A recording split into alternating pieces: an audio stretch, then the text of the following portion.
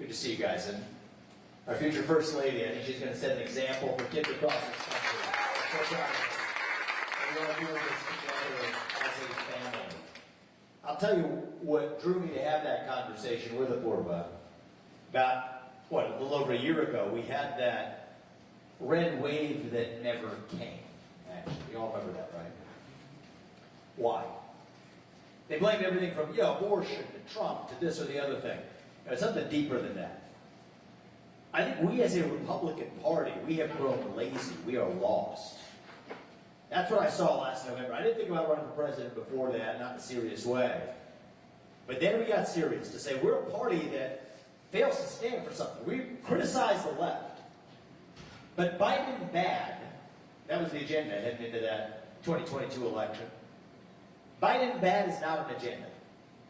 The left will give you a vision. It's not the right vision of race or gender or sexuality or climate. But we're sitting here criticizing that vision instead of offering an alternative vision of our own. What do we actually stand for? Individual, family, nation, God. That beats race, gender, sexuality, and climate if we have the courage to actually stand for something. And so that's what we asked at the start of this campaign. What does it mean to be a Republican in the year 2024? Which actually, forget that question. It's a deeper question of what does it mean to be an American in the year 2024? We lack a good answer to that question today. You ask people our age that question, you get a blank stare in response. That is the vacuum and the void at the heart of our national soul.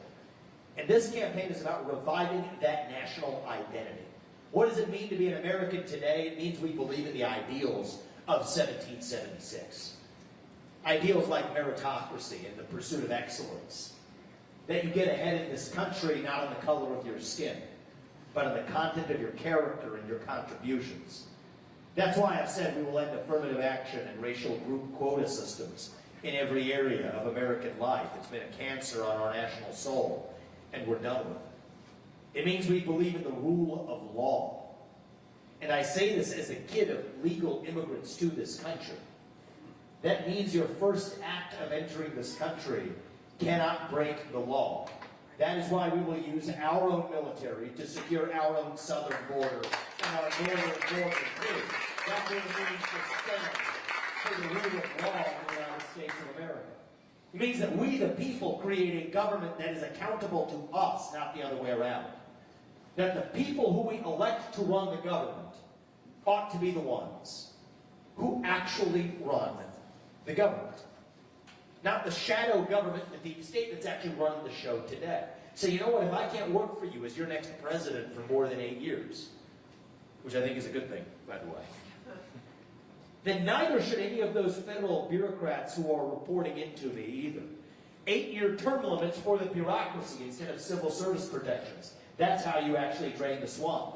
On day one, we will start a 75% mass firing of everybody in that federal bureaucracy. That is how you drain the swamp.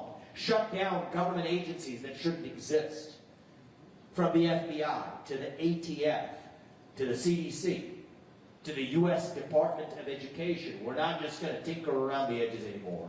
We will get in there and actually shut them down. This is how you revive our constitutional republic with 3 branches of government, not 4. Don't start with last year's budget as the baseline and try to massage it around the edges. We will start with 0 as our baseline and ask what's actually necessary. 0-based budgeting in the federal government. That's how I run my businesses. That's how many CEOs across this country run their businesses. That's how we need to run the federal government of the United States, and that's how we fight our national debt crisis in this country. It's not controversial. It's common sense. That's what we're going to revive. You know, to get there, we do need elections we can trust and that we can believe in. It's not too much to ask. I'm going to deliver it as your next president. Single-day voting on election day as a national holiday with paper ballots. Government-issued voter ID to match the voter file. And yes, English as the sole language that appears on a ballot. This isn't a black idea or a white idea. These aren't even really Democrat ideas or Republican ideas. They shouldn't be. These are American ideals that we fought a revolution to secure in this country. And I believe deep in my heart that those ideals still exist. I'm running for president. We're in this journey to revive them. It's on the back of our coins, E pluribus unum. It means from many, one. That's what we've lost in this country. We've been taught to celebrate our diversity and our differences so much that we forgot all of the ways that we are the same as Americans, bound by that common set of ideals. And here's how we're going to get it back. It's going to be by all of us, not just me, not just a poor vote, all of us speaking the truth in the open again. Say in public what you will say in private at the dinner table. Say it with a spine. Say it with conviction. Say it with respect. But part of respect is that you respect your neighbor enough to tell him what you actually think. And you see, that's what this campaign is about. Speaking the truth, not just to the other side, to the Democrats, but to our own side when necessary. Not just when it's easy, but when it's hard. There's a reason I'm the only candidate in this race who can even touch certain issues. To tell you that I will strip vaccine manufacturers of special liability exemption for being sued. Treat every company the same. I will strip those, and I'm the only candidate to say it. To tell you I'm opposed to that CO2 pipeline making its way across the other half of the state using eminent domain to wrongfully seize the land of innocent farmers who don't want that in their backyard. To tell you that it's based on the common agenda that absolutely is a hoax because it has nothing to do with the climate. To tell you on a day like today, and I will keep it and I mean it on day one, I've said it for months, that on day one we will pardon every peaceful protester from January 6th on my first day in office. Because it's the right thing to do for this country. Ask yourself why I'm the only candidate who can even touch these issues. It's because our politics is broken, it's corrupt. Every politician today is dancing to the tune of their biggest donor. Well, you know what? In my case, that biggest donor is me. I don't report to them. I report to you, the people of this country. Frankly, I would rather speak the truth and lose this election than to win by playing some fake game of political snakes and ladders. Betting that's the winning strategy. That's not up to me. That's up to you. The things I'm saying in this campaign, they're controversial not because they're false, but because they are true. That God is real. That there are two genders.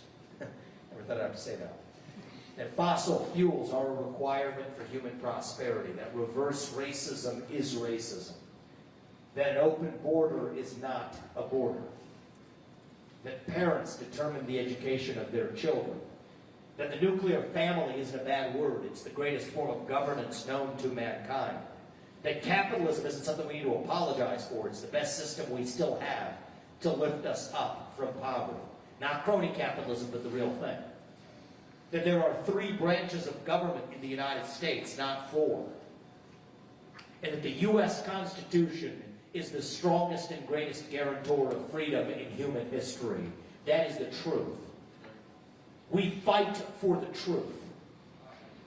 We stand up for the truth. That is what won us the American Revolution. That is what reunited us after the Civil War. That is what won us 2 world wars and the Cold War. That is what still gives hope to the free world. And if we can revive that dream over group identity and victimhood and grievance, then nobody in the world, not a nation, not a corporation, not a virus, not China, is going to defeat us. That is what American exceptionalism is all about. And that is what we will revive to save this great country. Thank you for coming out today, guys. God bless you, your families. God bless our United States of America. We will not stop until we get this job done. Now, practice what we preach a little bit. Let's open this up. You guys have an important decision to make in about 10 days. Give me the hard ones. We'll start with that. Sir.